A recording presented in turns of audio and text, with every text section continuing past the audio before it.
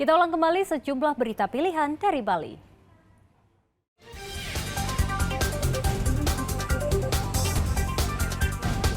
Menjelang KTT G20 di Nusa Dua Bali, pengamanan pelabuhan dan perairan diperketat.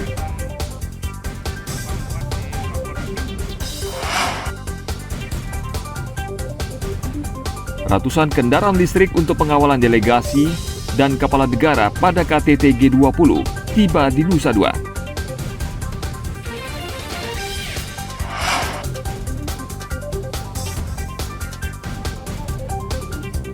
Mencicipi lezatnya kuliner nasi campur sayur gonda khas Kabupaten Tabanan.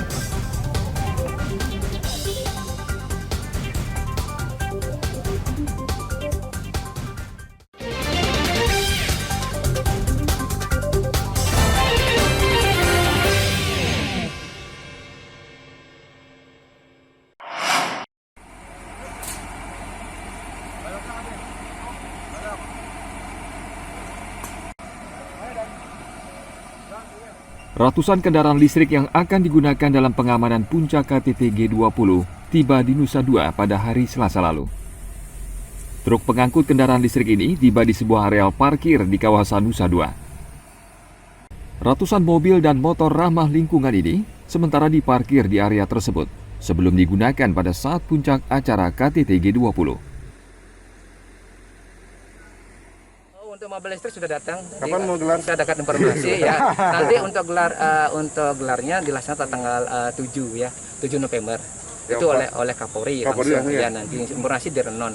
Tanggal 8 oleh Bapak Panglima TNI. Terpadu ya. Dalam rangka ini mobil listrik sudah ada semua. Mobilnya ada 88, kendaraan bermotor ada 96 ya. Itu sudah kami backupan semua di level ring 1 pas Pampres itu. Kita kolaborasi semuanya. TNI, Polri, pemerintah daerah dan masyarakat pun juga bersatu padu untuk mensukseskan daripada penyelenggaraan presisi G20 ini. Berapa unit Pak? Tadi berapa unit? 88 unit untuk mobil. Itu nanti akan mengawal siapa Pak? Mengawal pas nanti PPIP, para delegasi ya, kepala negara. Itu sudah langsung kita bekalkan kepada Pas Pampres. Ya. Penggunaan kendaraan listrik pada saat KTT G20 di Nusa Dua merupakan langkah nyata pemerintah dalam mendukung energi terbarukan. Isu ini menjadi salah satu pembahasan utama dalam pertemuan tingkat internasional tersebut. Tim Liputan melaporkan dari Badung. Dari pembangkitan sampai ke retail. Kita ini semua sudah kita laksanakan. Menjelang puncak konferensi tingkat tinggi G20 pada 15 hingga 16 November mendatang, PLN memperkuat pasokan listrik untuk wilayah Bali. PLN mengoperasikan pembangkit listrik tenaga gas yang direlokasi dari Jawa Timur ke Pesanggaran Denpasar.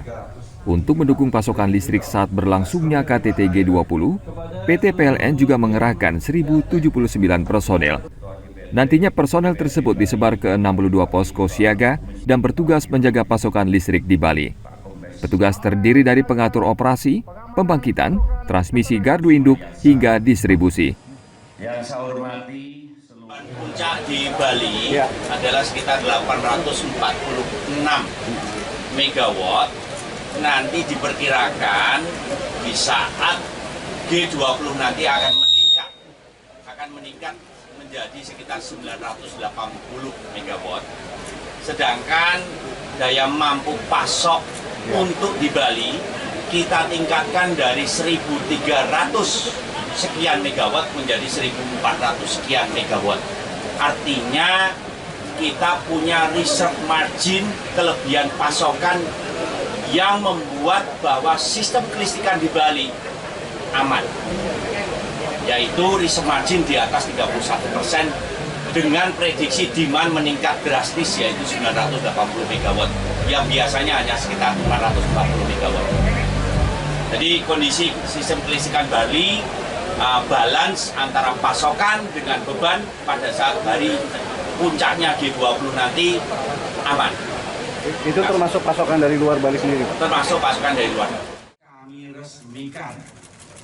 PLN akan fokus pada pasokan listrik di 5 lokasi utama seperti Bandara I Gusti Ngurah Rai, Hotel Apurwa Kempinski, kawasan GWK, Tahura Bakau, serta 23 hotel yang menjadi tempat menginap para delegasi KTT G20. Lokasi lainnya adalah 6 rumah sakit rujukan COVID-19 hingga beberapa kawasan wisata di Bali. Tim Liputan melaporkan dari Denpasar.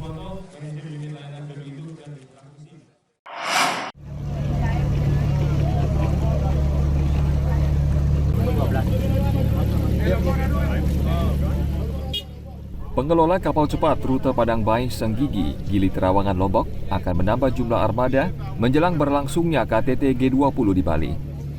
Upaya ini dilakukan untuk mengantisipasi dampak penyesuaian jadwal penerbangan di Bandara I Gusti Ngurah Rai. Bandara I Gusti Ngurah Rai akan mulai melakukan penyesuaian jadwal penerbangan mulai tanggal 13 November mendatang. Penumpang pesawat biasanya akan menggunakan kapal cepat sebagai alternatif transportasi menuju daerah tujuan. Antisipasi seperti biasa sih Pak ya, untuk keselamatan juga seperti biasa, untuk nantinya kapasitas penumpang juga seperti biasa. Mungkin nantinya ada double trip kayaknya, penambahan trip siang gitu Pak. Sejauh ini memang sudah ada peningkatan? Sejauh ini masih belum sih Pak, sedikit-sedikit ada. Ada kemungkinan saat G20 akan meningkat? Ada, apalagi kan ditambah ini nanti di Mandalika kan ada Moto3 kan, jadi mungkin pasti ada peningkatan penumpang. Pastinya ada, kalau memang volumenya ada peningkatan untuk mengurangi aktivitas di Bali, kita dari Oceana Operator akan mempersiapkan 1 kapal, pastinya ada. Untuk sementara ini volume belum ada peningkatan, masih sepi.